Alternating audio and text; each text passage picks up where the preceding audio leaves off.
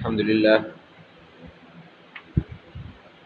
لله نحمده ونستعينه ونستغفره ونؤمن به ونتوكل عليه ونعوذ بالله من شرور أنفسنا ومن سيئات أعمالنا من يهده الله فلا مضل له ومن يضلله فلا هادي له ونشهد أن لا إله إلا الله وحده لا شريك له ونشهد أن سيدنا وسندنا وحبيبنا ومولانا محمدا عبده ورسوله صلى الله تعالى على خير خلقه وبارك وسلم تسليما كثيرا كثيرا أما بعد فأعوذ بالله من الشيطان الرجيم بسم الله الرحمن الرحيم إنما يوفى الصابرون أجرهم بغير حساب وعن أبي هريرة رضي الله تعالى عنه أن رسول الله صلى الله عليه وسلم قال ليس الشديد بالسرعة إنما الشديد الذي يملك نفسه عند الغضب صدق الله العظيم وصدق رسوله النبي الكريم ونحن على ذلك لمن الشاهدين والشاكرين والحمد لله رب العالمين۔ حضرات محترم، حسب روایت توبہ کا بیان، صبر کا بیان جاری ہے۔ آج کی پہلی روایت رسول اللہ صلی اللہ علیہ وسلم سے حضرت ابو ہریرہ رضی اللہ تعالی عنہ نقل کرتے ہیں۔ حضرت ابو ہریرہ رضی اللہ تعالی عنہ فرماتے ہیں کہ رسول اللہ صلی اللہ علیہ وسلم نے فرمایا لیس الشدید بالسرعہ، شدت، قوت اور طاقت پچھاڑنے کا نام نہیں ہے، مخالف کو، دشمن کو، مقابل کو پچھاڑ کر زمین پر گرا دینے کا نام نہیں ہے، طاقت کے ذریعے اس پر حاوی ہو جانے کا نام نہیں ہے، بلکہ کیا ہے؟ انما الشدید الذی یملک نفسہ عند الغضب۔ پہلوان کون ہے؟ جو غصے کے وقت اپنے آپ کو اپنی گرفت میں رکھتا ہے۔ اب یہاں سوالات ہیں، بہت سے نکتے ہیں جو اس حدیث مبارکہ میں، اس مختصر سے جملے میں رسول اللہ صلی اللہ علیہ وسلم نے فرمائے ہیں، اور اس مختصر حدیث کو جوامع الکلم بھی کہا جا سکتا ہے، اور کہا گیا ہے ایسی روایت جس میں الفاظ مختصر ہونے کے باوجود معانی کا ایک سمندر پوشیدہ ہے۔ پہلی بات تو یہ ہے کہ آپ نے کہا پہلوان وہ نہیں ہے جو پچھاڑ دے۔ پہلوان کا کام ہی کیا ہوتا ہے؟ جب میدان میں اترتا ہے، دو پہلوان مقابلے کی نیت سے ایک دوسرے کو گرانے کی نیت سے اترتے ہیں، تو پہلوان کس کو کہا جاتا ہے؟ جو دشمن کو پچھاڑ دے، وہ اپنے مقابل پہ آنے والے پہلوان کو پچھاڑ دیتا ہے، اس کو گرا دیتا ہے، اس کی کمر 3 بار زمین پہ ٹکا دیتا ہے، وہ جیت جاتا ہے۔ جس کی کمر زمین پہ 3 بار لگ جاتی ہے وہ ہار جاتا ہے۔ آپ فرما رہے ہیں ایسا نہیں ہے، کیوں؟ اس لیے کہ قوت اور طاقت ایک نعمت ہے، اور یہاں طاقت میں تمام دنیا کی ہر نوعیت کی طاقتیں شامل ہیں۔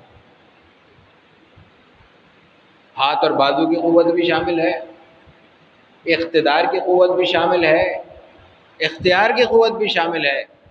بہت کمزور آدمی ہے، 30-40 کلو سے زیادہ وزن نہیں ہوگا، اختیار اس کو مل گیا ہے پورے صوبے کا، پورے ملک کا، پورے شہر کا، پورے قبیلے کا، پورے ادارے کا، پورے علاقے کا، طاقت ہے اس کے پاس۔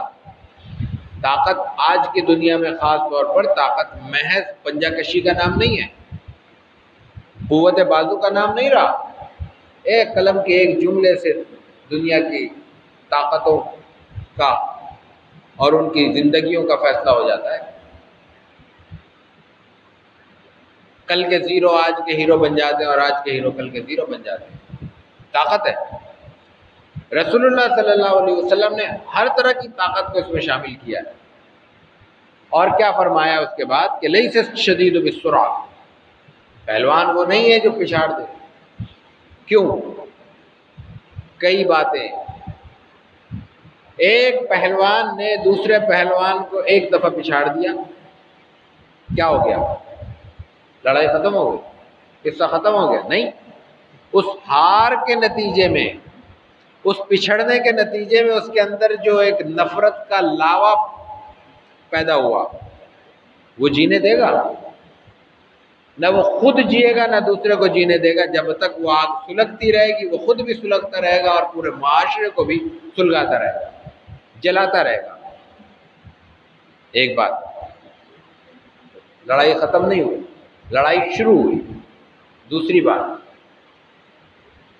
لڑ لیے، طاقت کا اظہار کر لیا، طاقتور نے کمزور کو گرا دیا، پھر کیا ہوا؟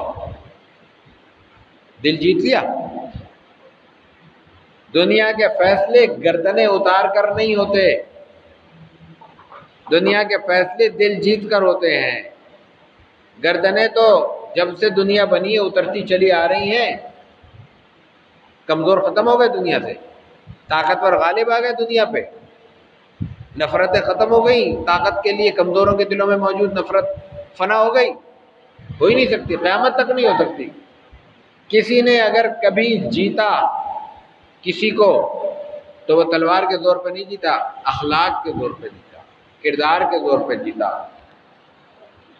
دلوں کو جیتا تو جیت شمار ہوئی، گردنوں کو جیتا تو وہ کبھی نہ وہ جیت شمار ہوئی، نہ اس میں کبھی دوام آیا، نہ وہ کبھی ہمیشہ کے لیے رہی۔ چند لمحے، چند گھنٹے، جب تک طاقت کا ڈنڈے کا زور رہا، لوگ جی حضوری کرتے رہے، ڈنڈا ہٹا، جی حضوری ختم ہو گئی۔ اور جو دلوں پہ حکمران تھے ان کے ہاتھوں میں تلوار تھی نہیں تھی، ان کے پاس دنیا کی طاقت تھی نہیں تھی، ان کے بازو میں بظاہر دم تھا نہیں تھا، لیکن ان کی حکمرانی کو ہزاروں سال تک کوئی چیلنج کرنے والا پیدا نہیں ہو سکا۔ کتنے بزرگ، کتنے بڑے لوگ، کتنے خیر کا کام کرنے والے، کتنے حکمران ایسے گزرے ہیں، آج بھی ان کا نام عقیدت سے لیا جاتا ہے۔ نہ ہم نے ان کو دیکھا، نہ ان کی حکمرانی کو دیکھا، نہ ان کی سخاوت کو دیکھا، نہ ان کے سخاوت سے کسی نے، ہم میں سے کسی نے فائدہ اٹھایا۔ حاتم طائی اگر گزر گیا، ہم میں سے کسی کو کھلا کے گیا؟ کیوں آج اس کا نام لیا جاتا ہے؟ اور ایسا ایک تو نہیں ہے، سینکڑوں اور ہزاروں لوگ ہیں جن کے طاقت سے، جن کی محنت سے آج ہم فائدہ اٹھا رہے ہیں۔ قصہ کیا تھا؟ تیسرا نقطہ یہی ہے کہ فتح وہ ہوتی ہے جو دلوں کو فتح کر لے، وہ فتح نہیں ہوتی جو گردنیں اتار دے۔ لیس الشدید بالسرعہ انما الشدید الذی یملک نفسہ عند الغضب۔ اور پھر آخری بات اس حدیث کے حوالے سے، باتیں تو بہت کہی جا سکتی ہیں، طاقت اللہ کی رحمت ہے اور اللہ کی نعمت ہے، چاہے کسی شکل میں بھی ہو، آزمائش بھی ہے۔ اللہ کی ہر نعمت اس دنیا میں، گزشتہ نشست میں تفصیل سے بات کر چکا ہوں، ہر نعمت اس دنیا میں آزمائش ہے۔ آزمائش اپنی جگہ، رحمت اپنی جگہ، رحمت ہے اور نعمت ہے۔ رحمت اور نعمت کا تقاضا کیا ہوتا ہے؟ اس کو احتیاط سے خرچ کیا جائے، اس کی جگہ پہ خرچ کیا جائے، اس کے اصل محل پہ خرچ کیا جائے، تو جو اتنی بڑی رحمت ہو، اتنی بڑی نعمت ہو، اس کو ہم فضول خرچی میں اڑا دیں گے۔ جہاں چاہے غصے کا اظہار کر دیا، جس کو دیکھا اس پہ اپنی طاقت آزما لی، جہاں تھوڑی سی بے احتیاطی ہوئی، اپنی قوت کے قدرت کے، طاقت کے، اختیار کے، اقتدار کے جوہر دکھانا شروع کر دیے؟ نہیں، یہ اس طاقت کے ساتھ انصاف نہیں ہے، یہ اس قوت اور قدرت کے ساتھ انصاف نہیں ہے۔ اس قوت اور قدرت کا انصاف یہ ہے کہ اپنی طاقت کو بچا کر رکھو، محفوظ کر کے رکھو۔ کون سا دولت مند ایسا ہے دنیا میں جو اپنی دولت چوراہے پہ رکھ کے کھڑا ہو اور جب جہاں چاہے وہ اٹھا کے بکھیرتا رہے؟ جو کچھ نظر آتا ہے دولت مندوں کا وہ اس کا اصل حصے کا کوئی 1% بھی نہیں ہوتا۔ کسی موقع پہ، کوئی شادی کے موقع پہ، کسی مسرت کے موقع پہ جو دولت اٹھائی جاتی ہے وہ ساری تو نہیں ہوتی۔ یہ تو چند بیوقوفوں کا قصہ ہوتا ہے کہ ادھار مانگ کے وہ مقابلہ کرنے لگتے ہیں سرمایہ داروں کا، اور اس کے بعد پھر برسوں کے لیے، نسلوں کے لیے کنگلے ہو کے بیٹھ جاتے ہیں، مقروض ہو کے بیٹھ جاتے ہیں۔ مالدار کبھی ایسا نہیں کرتا، سرمایہ دار کو کبھی ایسا کرتے ہوئے نہیں دیکھیں گے۔ وہ لٹائے گا تو وہ بھی لٹانے کی اس کی حد ہوگی، اس کی لمٹ ہوگی، وہ پہلے لمٹ طے کرے گا پھر لٹائے گا، اور اتنا لٹائے گا کہ وہ دوبارہ وہ ریکور کر سکے، دوبارہ لوٹ کے وہ اپنے اصل مقام پر آ سکے۔ تو طاقت کا معاملہ بھی یہی ہے، یہ اتنی لٹائی جائے کہ لٹانے کے بعد بھی طاقت بچی رہے، برقرار رہے۔ یہ نہ ہو کہ 2 منٹ کے لیے انسان اپنی قوت کا اظہار کرے اور پھر ساری زندگی پس دیوار زندہ گزر جائے، دنیا میں بھی اس کے ہاتھ کٹ جائیں، آخرت میں بھی اس کے ہاتھ کٹ جائیں۔ یہ طاقت کا اظہار نہیں ہے۔ رسول اللہ صلی اللہ علیہ وسلم نے فرمایا کہ طاقت یہ ہے کہ انسان اس پر اتنی گرفت رکھتا ہو کہ جب چاہے استعمال کرے اور جب چاہے اس کو روک لے۔ مغلوب الغضب ہو کر، غصے کا شکار ہو کر انسان اپنی طاقت پر اختیار کھو دیتا ہے۔ وہ اقتدار کیا ہے انسان کا کہ اقتدار میرا ہے اور اس پہ حکم کسی اور کا چل رہا ہے، تو یہ بھی اقتدار میرا ہے، یہ وجود میرا اقتدار ہے، یہ میرا اختیار ہے، اور اس پہ حکمرانی کوئی شیطان کر جائے، کوئی غصہ کر جائے آ کے، کوئی اور کیفیت کر جائے آ کے، یہ میرے اقتدار کو چیلنج ہے۔ اس لیے میرے اپنے اقتدار کا مقام اور اس کا استحقاق یہ ہے کہ میں اپنے آپ پر گرفت رکھتا ہوں اور میں اپنے اقتدار کے ساتھ، اپنے اختیار کے ساتھ جہاں چاہوں وہاں غصہ آزماؤں، جہاں چاہوں وہاں صبر آزماؤں۔ تو طاقت کا مفہوم، پہلوان کا مفہوم اس روایت میں بیان کیا کہ وہ ہوتا ہے جس کو معلوم ہے کہ میں نے اپنی طاقت کا اظہار کہاں کرنا ہے اور کہاں نہیں کرنا، اور جو اچھا پہلوان ہوتا ہے وہ طاقت کا اظہار کم کرتا ہے اور طاقت کو بچا کر زیادہ رکھتا ہے۔ یہ اس روایت کا خلاصہ ہے جو رسول اللہ صلی اللہ علیہ وسلم نے ہمیں بیان فرمایا۔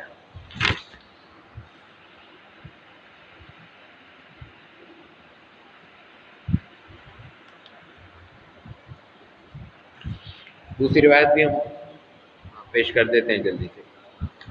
وعن معاذ بن انس رضی اللہ عنہ ان النبی صلی اللہ علیہ وسلم قال من كظم غيظا وهو قادر على ان ينفذه دعاه الله سبحانه وتعالى على رؤوس الخلائق يوم القيامة حتى يطيره من الحور العين ما شاء۔ علامہ نووی نے یہ روایت ابو داؤد کی سنن اور ترمذی کی جامع سنن سے نقل کی ہے۔ معاذ بن انس رضی اللہ تعالیٰ عنہ روایت کرتے ہیں کہ رسول اللہ صلی اللہ علیہ وسلم نے فرمایا کہ من کظم غیظا، وہی بات ہے جو گزشتہ روایت میں نقل ہوئی، وہی بات آ رہی ہے اس میں دوسرے انداز سے۔ من کظم غیظا، یہ ایک قصہ بیان ہو رہا ہے، یہ ایک تمثیل بیان ہو رہی ہے، یہ ایک مثال کے طور پر بات کہہ کر بات سمجھائی جا رہی ہے کہ اگر کسی کو غصہ آ گیا، غصہ فطرت ہے، غصے کا انکار مقصود نہیں ہے، غصے پر قدرت مقصود ہے کہ وہ ہمارا طاقت کے مطابق ہو، ہماری قدرت کے ماتحت ہو، ہم جب چاہیں اس کا اظہار کریں، کوئی اور ہمیں اکسا کر اظہار نہ کرائے۔ کسی کو غصہ آیا، کوئی ایسی بات ہوئی ناگوار تھی، ناپسندیدہ تھی، اس پہ غصہ ہوا، غصہ آ گیا، وہ قادر علی ان ينفذه، معاملہ ایسا ہے کہ وہ اپنے غصے کا اظہار بھی کر سکتا ہے، جو تکلیف اس کو پہنچی ہے اس کا بدلہ بھی لے سکتا ہے۔ گزشتہ ایک سے زائد بار نشستوں میں ہم یہ عرض کر چکے ہیں کہ ایک تو ہے غریب کا، مجبور کا صبر، میرا اور آپ کا صبر، کچھ کر نہیں سکتے، کیا کریں گے؟ کس سے لڑیں گے؟ کس کے مقابل آئیں گے؟ صبر کریں گے، اس پر بھی اجر ملے گا یقیناً انشاءاللہ۔ لیکن ایک ہے صاحب اختیار کا، قدرت والے کا صبر۔ رسول اللہ صلی اللہ علیہ وسلم کے سفر طائف کی مثال ہم پیش کر چکے ہیں، ایک دو سفروں کی، ایک اور واقعات کی بھی گزشتہ دروس میں۔ آپ کے پاس اقتدار موجود ہے، اختیار موجود ہے، غصے کا اظہار کر سکتے ہیں، بدلہ لے سکتے ہیں، نہیں لے رہے۔ یہاں یہی مفہوم ہے، وہ قادر علی ان ينفذہ، وہ اس کی طاقت کا اس کو اظہار کرنے کا پورا موقع میسر ہے، وہ بدلہ لے سکتا ہے، نہیں لے رہا۔ اب اس کا اجر کیا ہے؟ دعا اللہ، دو بڑے انعام اللہ تعالیٰ نے اس روایت میں بیان کیے۔ دعا اللہ سبحانہ وتعالی علی رؤوس الخلائق یوم القیامہ، جب آخرت کا منظر ہوگا، انعام اور اکرام اللہ تعالیٰ کی طرف سے دیے جا رہے ہوں گے، لوگوں کو نوازا جا رہا ہوگا، اس وقت لوگوں کے سامنے بلایا جائے گا۔ کوئی انعام کسی کو خاموشی سے دے دیا جائے، انعام ہے، گفٹ رہے گا، پرائز رہے گا، کسی کو انعام دے دیں، گفٹ ہے۔ لیکن ایک انعام ہوگا کہ لوگوں کے سامنے دیا جائے۔ اچھا، پھر ایک ہے انعام 10 افراد اکٹھے ہوئے، فوٹو سیشن ہوا، انعام دے دیا گیا، انعام ہے، کوئی دو رائے نہیں ہے۔ لیکن ایک انعام یہ ہے کہ پورے شہر کے لوگ اکٹھے ہو کے کسی کو گفٹ دے رہے ہیں، انعام دے رہے ہیں، اعزاز دے رہے ہیں کہ یہ ہمارے شہر کا نمائندہ ترین شخص ہے، اس کی اتنی خدمات ہیں کہ اس کو پورے شہر کی طرف سے اعزاز دیا جا رہا ہے، اس کا کوئی مقابلہ ہے؟ اور یہاں یہ انعام بیان ہو رہا ہے صرف طاقت رکھتے ہوئے غصے کو روکنے والے کے لیے۔ ہم میں سے ہر شخص یہ انعام حاصل کر سکتا ہے، ہر ایک کو غصہ آتا ہے، ایسے موقع میں اثر آتے ہیں جب غصہ اس کو مغلوب کرنے کے قریب ہو جاتا ہے، اور یہ طاقت بھی رکھتا ہے انسان کہ وہ اپنے غصے کا اظہار کر سکے۔ ہر وقت نہیں رکھتا، کچھ تو رکھتا ہے، کچھ ہم سے بڑے ہوں گے، کچھ چھوٹے بھی تو ہوں گے۔ ہم میں سے یہ ہر شخص انعام حاصل کر سکتا ہے کہ اگر یہ روایت اللہ کے رسول صلی اللہ علیہ وسلم کا قول مبارک ہمارے سامنے ہو، اور یہ بات ہمارے ذہن میں ہو کہ ہم یہ اپنا غصہ دبا رہے ہیں صرف اور صرف ذات رسالت مآب علیہ الصلوۃ والتسلیم کے حکم کو پورا کرتے ہوئے، آپ کی سنت پہ عمل کرتے ہوئے، اور اس لیے کہ اس کے روایت کے بیان کردہ اجر کے مصداق ٹھہریں، اس کا ثواب حاصل کریں اور اس کا فائدہ حاصل کریں آخرت میں، تو اس میں کیا ہوگا؟ اللہ تعالیٰ اس کو علی رؤوس الخلائق بلائے گا۔ قیامت کے دن جب سب اکٹھے ہوں گے، اولین و آخرین موجود ہوں گے، حضرت آدم علیہ نبینا علیہ الصلوۃ والتسلیم سے لے کر قیامت کے آخری لمحے تک آنے والا انسان وہاں موجود ہوگا، اس وقت بلایا جائے گا اعزاز دینے کے لیے سب کے سامنے۔ کتنا بڑا اعزاز ہوگا! ایک پہلی بات کہ سب کے سامنے بلایا جائے گا، اور دوسری بات اس کو کہا کیا جائے گا؟ وہ حتی یخیرہ من الحور العین ما شاء، اس کو اختیار دے دیا جائے گا کہ اللہ تعالیٰ کی یہ جنت کی نعمتوں میں سے یہ جو نعمت ہے حور کی شکل میں، جو چاہو پسند کر لو، لے جاؤ۔ جنت کے حوالے سے گزشتہ نشستوں میں ہم بات کر چکے ہیں۔ جنت کہتے ہیں آخرت کی اس ہمیشہ رہنے والی نعمتوں کے مجموعے کو جو کبھی ختم نہیں ہوگی۔ جنت کا مفہوم یہی ہے کہ ایسا سرسبز و شاداب باغ، یا ایسا ایک باغوں کا سلسلہ جو ہمیشہ رہے گا۔ کوئی دنیا کا باغ ہمیشہ نہیں رہتا، اور جیسے کہ کوئی دنیا کا باغ ہمیشہ نہیں رہتا، ایسے دنیا کی کوئی نعمت ہمیشہ رہنے والی نہیں ہے۔ کوئی نعمت، کوئی کھانے کی، پینے کی، اوڑھنے کی، برتنے کی، استعمال کرنے کی کوئی نعمت ذہن میں رکھ لیں کہ ہمیشہ رہ سکے۔ آخرت کا، جنت کا تصور ہی یہی ہے کہ وہاں ہر نعمت ہمیشہ ہوگی، ایک دو نہیں، ہر نعمت ہمیشہ ہوگی۔ تو یہاں اس شخص کو جو غصے کی حالت میں غصے کو صرف اس بنا پر اپنی گرفت میں رکھتا ہے اور اس کا اظہار نہیں کرتا، جبکہ اظہار کرنے کی طاقت رکھتا ہے کہ اللہ نے منع کر دیا ہے، اللہ کے رسول صلی اللہ علیہ وسلم نے اس پہ اجر کا وعدہ کیا ہے، میں اجر حاصل کرنا چاہتا ہوں، غصہ چھوڑ دیتا ہوں۔ اس شخص کے لیے یہاں انعام یہ بیان ہوا ہے کہ اس کے لیے جنت کی ایک نعمت کا اظہار کر کے بنیادی اشارہ یہ ہوا ہے کہ اس کے لیے جنت کھول دی جائے گی، اس لیے کہ جنت کی کوئی ایک نعمت بھی، یہ بات بھی ذہن میں رہنی چاہیے، روایات میں جنت کی مختلف نعمتیں کبھی اکٹھی بیان ہوتی ہیں، اکثر الگ الگ بیان ہوتی ہیں، کہیں پھلوں کا ذکر، کہیں نہروں کا ذکر، کہیں پینے پلانے کا شہد کا ذکر اور دودھ کا ذکر اور وہاں کے دوسرے مشروبات کا ذکر، کہیں حور عین کا ذکر، حوروں کا ذکر وغیرہ وغیرہ۔ لیکن مفہوم یہ ہے کہ جنت کی کہیں ایک نعمت بھی بیان ہو رہی ہے، اس سے پوری جنت مراد ہے، اس لیے کہ جنت کی نعمت جنت کے باہر نہیں ملے گی، جنت کی نعمت جنت سے باہر کہیں ممکن نہیں ہے، اور جنت میں جانے کے بعد اللہ تعالیٰ کی طرف سے کوئی پابندی نہیں ہے، کوئی قدغن نہیں ہو سکتی، یہ نہیں ہوا یہ ذکر ملتا کہیں کہ جنت میں بھیجا تو جائے گا لیکن کہا جائے گا ادھر جانا ادھر نہیں جانا۔ اسی لیے جنت کی جو تفصیل آتی ہے اس میں ایک روایت یہ بھی آتی ہے کہ وہ تحت نگاہ ہوگی، یعنی ہر ایک کو جو فارم ہاؤس آج کی زبان میں الاٹ ہوگا وہ ہر ایک کی تحت نگاہ ہوگا۔ تو یہاں روایت میں صرف یہ بیان کیا گیا ہے کہ اس کو جنت مل جائے گی، اور جنت ملے گی تو تمام نعمتوں کے ساتھ ملے گی۔ اللہ تعالیٰ ہمیں عمل کی توفیق عطا کرے اور اس اسپرٹ کے ساتھ عمل کی توفیق عطا کرے جو روایتوں سے ہمیں معلوم ہوتی ہے، اور اللہ تعالیٰ ہمیں وہ توفیق عطا کرے کہ ہم اپنے جذبات کو اللہ کے اور اللہ کے رسول صلی اللہ علیہ وسلم کے احکامات کے تابع کر سکیں۔ وآخر دعوانا الحمدللہ رب العالمین۔